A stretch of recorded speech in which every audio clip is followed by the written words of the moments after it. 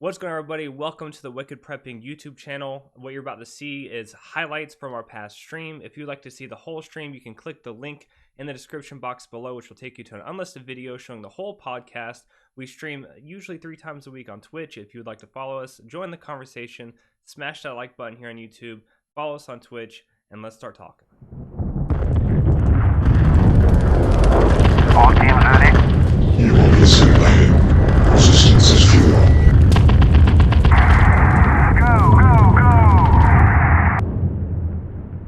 Air filters. I just think it's a bad idea, man. But I don't want to get off on a tangent too quick in the beginning. No, but that's a good tangent because we're going to look at, as you mentioned, as of yesterday, North Carolina's gone into the phase 1 recovery. And I wanted to take a look at the thresholds, that they had set up as the go for phase 1 and see, okay, did we meet them? Did we not? Where are we at? And I think that's definitely interesting because from all the stats I've been able to find, I can tell you right now, spoiler alert, we have not met them. No. In my opinion, at all. But I'm sure you've done a lot better research than I have in this because that's kind of like your thing. You're all about the numbers and stats. I'm kind of more of an emotional talker. I talk more about how things affect me and how I feel about them. And you're a little more factual. So it's interesting. It's a good balance when we come together on certain topics because it's proof that you can be either side and still have a rational chain of thought. And if you can bring both sides together, it gives you an even stronger case. Mm-hmm. So I have my iced coffee here, homemade. Haven't been to Starbucks in a while, and got my hat on because my hair is crazy, and I think we're ready to get into this thing. So I'm gonna go ahead and let you kick off, Doug. Did you want to do some COVID updates? Yeah, what I'm going to start off, we're going to look at North Carolina. Like I said, see if we met the triggers for the phase 1 launch. And then just to let everybody know, we're going to go into a Wuhan lab update after that. We've got some new information that further strengthens it's a man-made construct and potentially a bioweapon. So that'll be interesting. So definitely hang around. I'm going to go ahead and pull up the data. Am I live? All right. So like I said, we're going to take a look at the state of COVID-19 in North Carolina. And as we've stated on other streams before, 2 reasons for it. One, we're kind of representative of the Southeast and really almost into the Midwest. North Carolina is pretty representative of all of them. So it gives you a pretty good look at what's going on outside of your super hot spots like the Northeast and Michigan. Second reason being that North Carolina made some very clear triggers for what would launch us into the phase 1 reopening. And those triggers were agreed upon. It was sort of a collaboration between business, the medical and science community, which is really strong with the University of North Carolina Duke Medical System, as well as government. So we actually came up with some really good thresholds and triggers to determine when it would be a good thing to reopen. So I wanted real quick, now that we've officially moved into phase 1, wanted to take a look at those metrics and see, did we actually meet them? So the first metric, is North Carolina seeing a continued downward trajectory of COVID-like illnesses in its surveillance system? And I've got the chart up here. There have been they noted there's been a few dips in the downward direction, but there is not a 14-day downward trajectory. If anything, the overall trajectory is still upward. At best, it's leveling off. So that one's pretty much a no-go. Second one, is North Carolina seeing a downward trajectory over 14 days or sustained leveling in new cases? Again, here's the data, and this data is reported by the state. The trend line for lab-confirmed cases is still broadly pointing upward, especially when you look at the rolling average. There's a lot of volatility in it day to day. Most of these dips are your Saturday, Sundays. You can see those continually because even in the middle of the crisis, a lot of people don't work weekends. So the reporting's pretty lax on the weekends, and then we usually get the balance on Mondays. Overall trend, again, up. Nothing to indicate that we have a downward trajectory or even a leveling off. This is my own data that I keep for North Carolina. This is the change in cases on a daily basis. And you can see our trend is still upward, whether you force it with a 0 intercept, whether you use a best fit, whether you use a rolling moving average, and I believe the one I have on here now in black is 14 days, because that's what the metric's looking at. Everything is an upward trend in terms of how many new cases we get each day. It's increasing. The next metric is North Carolina seeing a 14-day downward trajectory of positive tests as a percentage of total tests. Now here, there's some discrepancies. They're noting that the trend line is pointing downward, which it is. However, when you look at this data, you have to factor a few things in. Early on, North Carolina had a huge testing problem. So we were only testing people who were really sick that we really suspected had COVID-19, which was going to give you an artificially high percentage of positives in your testing. If you look, the actual average is probably going to be somewhere in the 9 to 10% positive range of all tests performed. We do see it dipping a little below that, but you also have to remember that there is a delay in getting those lab results back. These numbers typically start to bounce up. So I would expect if we were to continue looking, this 8 would pop up to 9 or 10, 9 or 10, 9 or 10. This may be an 8 or 7. Point being, when you really look at the data and you realize that it's not a random sampling, the sample that we were testing early on was a population of sick people. So it would have been a higher number. When you really look at it, it's really in between. It's not really telling us anything. It's pretty flat. And, the percentage of positives, I don't know that that's a super strong metric for anything. Just kind of an interesting one. Is North Carolina seeing a 14-day downward trajectory in the number of people currently hospitalized? Again, this is a horrible trend line going the exact opposite direction we want it to go. It is steadily climbing in terms of hospitalized people with COVID. So, big failure. Does North Carolina have the capacity to test an average of 5,000 to 7,000 people a day? This is probably the one metric that we have officially met. That's a solid yes, we've met it. We are pretty much staying in that 5,000 to 7,000 tests a day range now. So that metric's been met.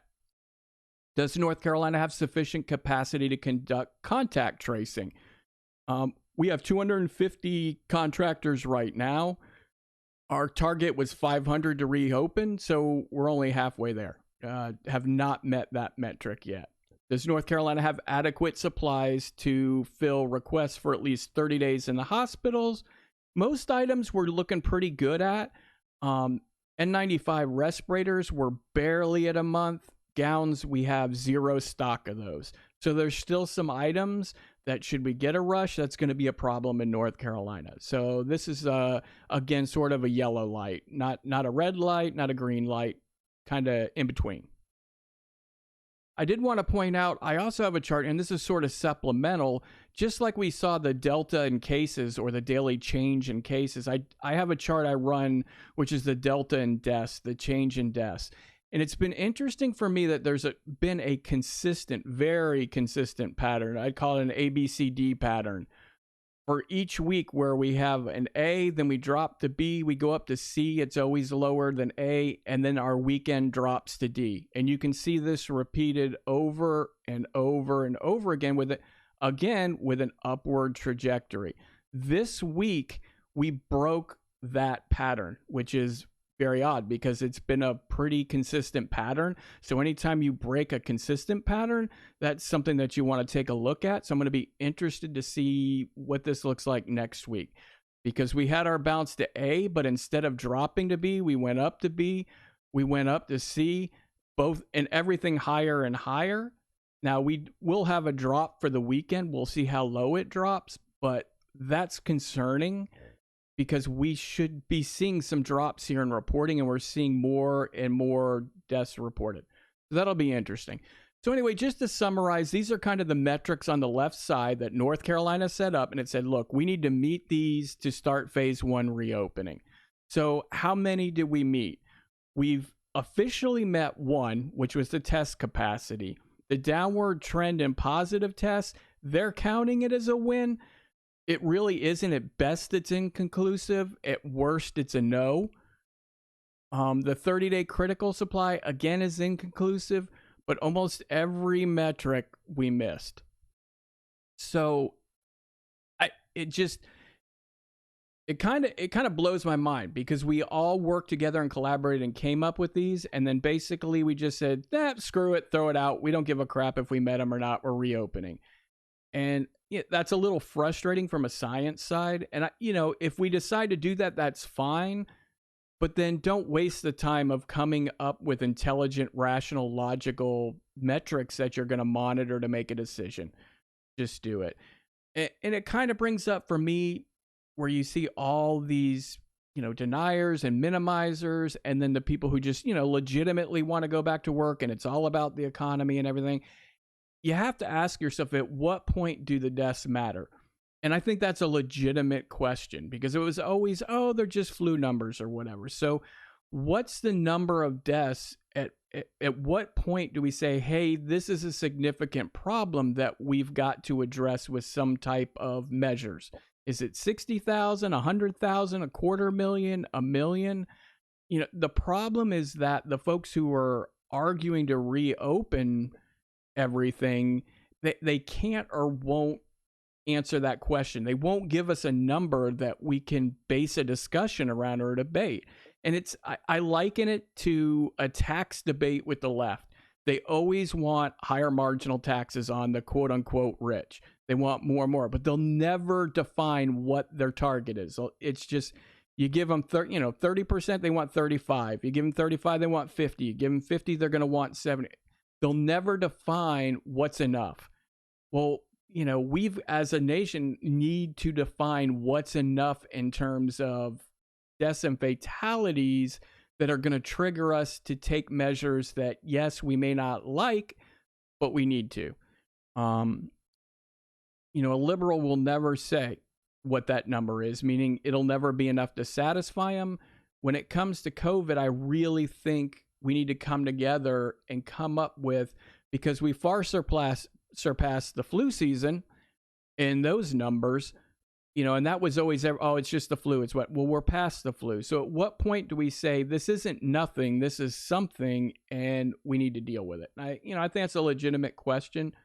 Something as a nation, I think we're going to have to come together, because we're going to see these numbers just continue to climb, and they could climb faster as we reopen these things. So anyway, that's kind of a look at it. It's our own state. I thought it was interesting that we came up with some great metrics, and then basically didn't meet any of them, just threw them out and said, yeah, we're just going to reopen. We don't care. So, what are your thoughts on this thing?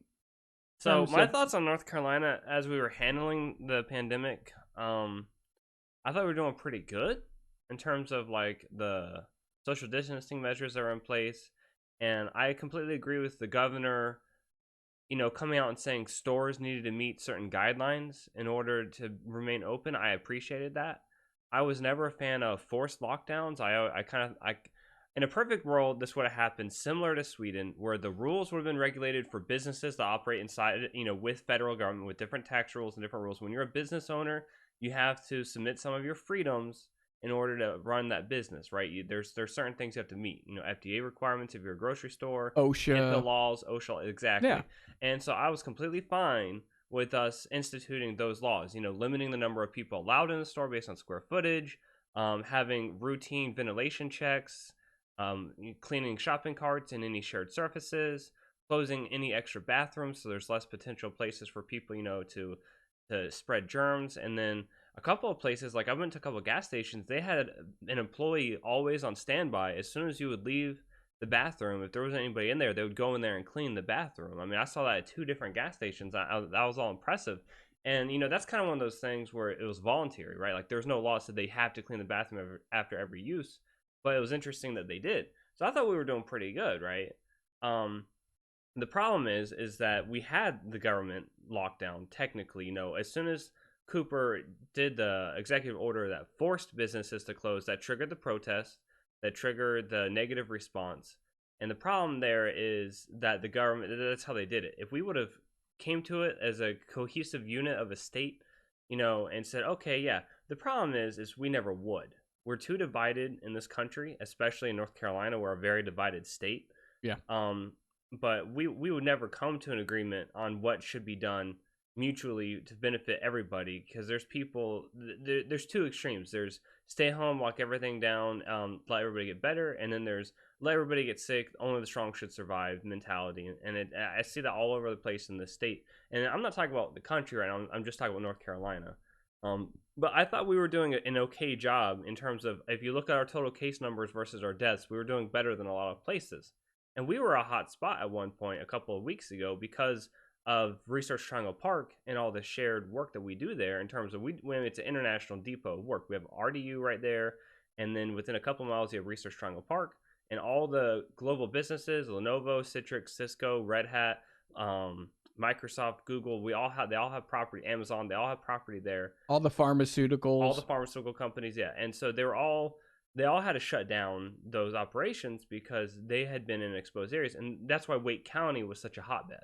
Wake County, Durham County, Chatham County, they were such a hotbed because of those global businesses. They would go to Detroit and all over the place for these conferences, and then come back, and all of a sudden 100 people would be infected, right? So I thought all in all we were doing a decent job, and I still think we do. But then I talked to friends that work, in hospitals, and they tell me that like their hospital is going to get shut down. Their urgent care is getting shut down. Their dental office is getting shut down because they've had such little traffic the past 2 months that apparently running a small urgent care facility is very expensive. The lab technology, you don't actually buy it, you rent it, you're leasing it. So those bills are due every month. Paying the technicians for upkeep, paying your nursing staff, paying for the rent, paying for the HVAC and electricity in the hospital, urgent care is really expensive. So they had such few patients because everyone was staying home. They were trying to do virtual visits as much as possible. They weren't getting, just that mountain of insurance cash that they were used to getting every month. That a lot of these smaller doctors agencies and a lot of nurses I know that work at them, like family practice medicines, they're shutting down, dude, because there's been that little. So they're all mad because they're like, I thought we shut everything down to save lives and to make sure the hospitals are open, but now my urgent care is going out of business because I didn't have any patients. And I'm like, well, I mean, yeah, but you're in urgent care. What can you do for COVID treatment in the first place? Well, so that's why, he doesn't, this is just one specific case. Somebody on Facebook who, he does IT for a family practice medicine, and he's out of a job because the place shut down. 3 nurses are out of a job, a PA's out of a job, and 1 doctor's out of a job. And they're all mad because the nurses are going to have to go work at a hospital because they need a job, obviously.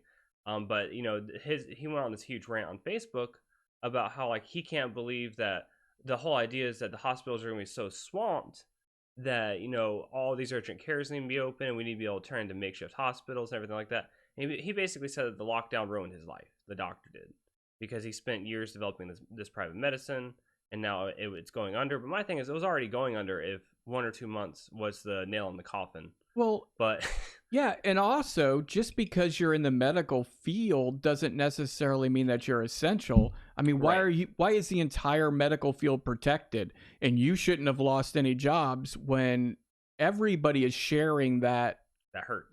Yeah. I agree. If there's not a demand for an urgent care right now, then they close. But he was one of the people that was kind of ahead of the whole protest. Blaming the governor, saying that this was legislation's fault. When my thing is, he was allowed to stay open. Nobody told him to shut down. Nobody just came. No, he didn't choose. It's not that he chose. He's saying he had to shut down because nobody came. But what I'm saying is, the funny thing is, he's protesting the shutdown, saying the shutdown killed his business. Right, but he was still open the whole time. Right. People just didn't come. So it's like you were saying, forever ago, just because we reopen doesn't mean anything is going to be better. Because he stayed open through the whole pandemic. His practice has stayed open, his doctor's office has stayed open, but there's been such little traffic that all of his bills were due, and he basically had to declare bankruptcy to make up for it. That's just proof to me that the reopen movement, the people petitioning for it, they don't quite grasp how this is going to go, how supply and demand works. The world has changed. It's a new normal, and the demand is going to change with it. And we're seeing that in Texas. They opened a week earlier than everybody else, and we may get into it. Businesses are still shuttering in Texas, dude. To this day, they're shutting down because they've been open. But like I was reading reports, they would have the whole staff to like grocery stores. they'd have like the whole staff just sitting there in PPE. Yep, ready to go. And with face No masks and the demand. face shields. And there's just as few people as there during the whole outbreak. And then these retail stores, the clothing stores, they're open and they're just sitting there all day with maybe a handful of customers. Now, when you work in a mall and you're a retail store in the mall, and if you open and you have no customers, you shut down in a matter of weeks. It's not like you get months. There's No, it's not super expensive. Yeah, I mean, you're talking some of the most expensive real estate in the country in terms of rent.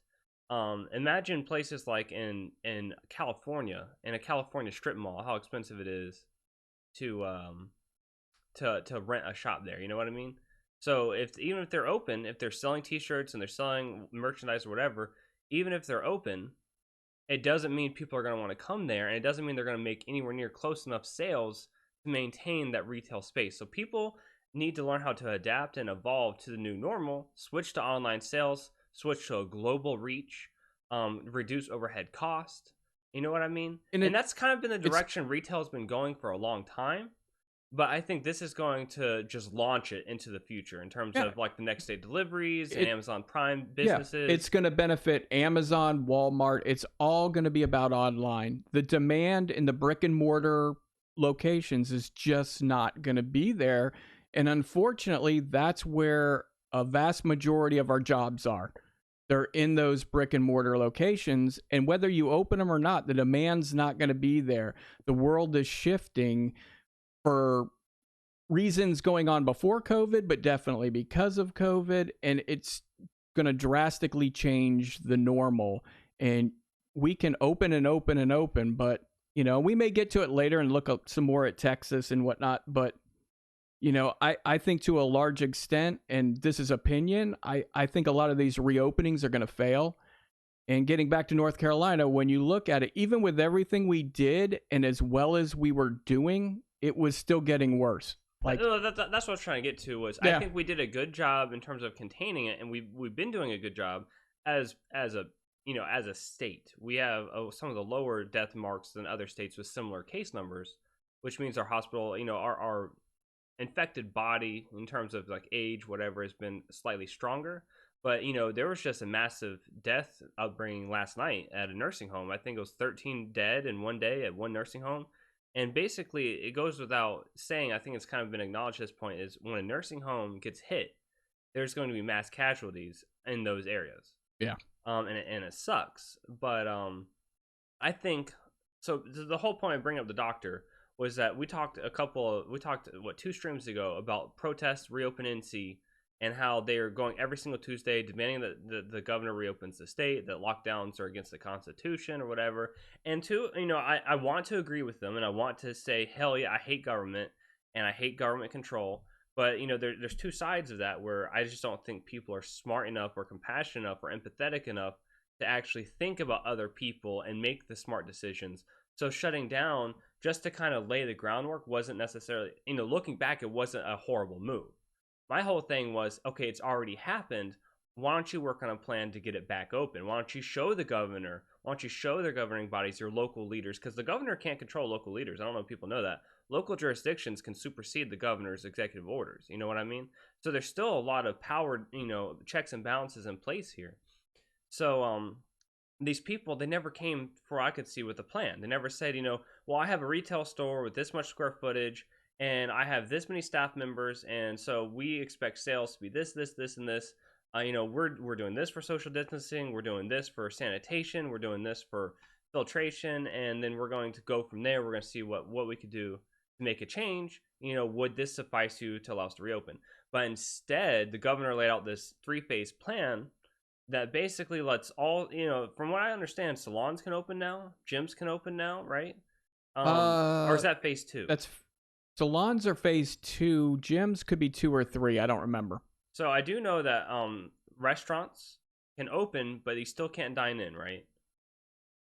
Correct. Phase 2, I think they go to 25% of capacity. Yeah, 25% something capacity, like that. Yeah. So basically, what I was changing with phase 1 is small businesses can open back up. Which, you know, if you are just not reopening in phase 1, you were probably open the whole time. That's what I don't understand why everyone's all excited about this. But there are stores like Ross and TJ Maxx that are taking phase 1 to mean we should reopen for full business. And this is where I'm talking about we don't have an empathetic solution, or at least a moral / smart, decision. I get it's a free market and capitalism and all that, but what I'm talking about here in North Carolina is a handful of TJ Maxxes are opening back up this weekend, and specifically today they announced that they're having a massive 70 to 90% clearance sale to move old inventory from the last 2 months. Because the problem is when you do something like that, it encourages massive amounts of people to go out. Yeah. Which I don't mind the idea of reopening and everything like that, but they are kind of in a way being a part of the problem, not the solution. Because if TJ Maxx does this sale, then we find out in 2 weeks from now there's been a huge outbreak and it gets traced back to one of the TJ Maxx stores, then that literally will shoot this whole phase plan in the foot. It would completely crumble all the phase 1, 2, and 3 plans, because it would just be proof that we weren't ready to reopen. But I guess the sides of it here are, if they reopen and nothing bad happens, then the governor looks like he did a good job. If he reopens and then a retail store is the reason for another outbreak, he still did a good job and he was right in the first place. So I guess it's a win-win from a political standpoint. Yeah. Like, at first I was thinking, well, if he reopens the state and then a whole bunch of shit happens, we're going to blame him, but they're not, because they're going to link it all back to exactly where it came from. Do you get what I'm saying? Yeah. So I think agree. it's kind of a political win-win, especially during an election year like it is right now. With that being said, I do think that we can move on to, you want to talk about the Wuhan lab, right? Yeah.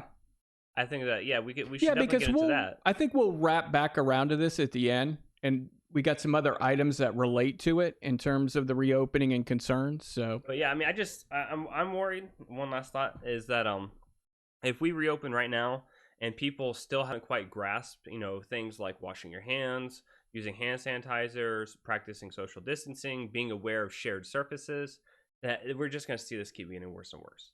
That's just what I'm scared of. Yeah. I hope it doesn't happen. I hope I'm wrong, but that's what I'm scared of at this point in time.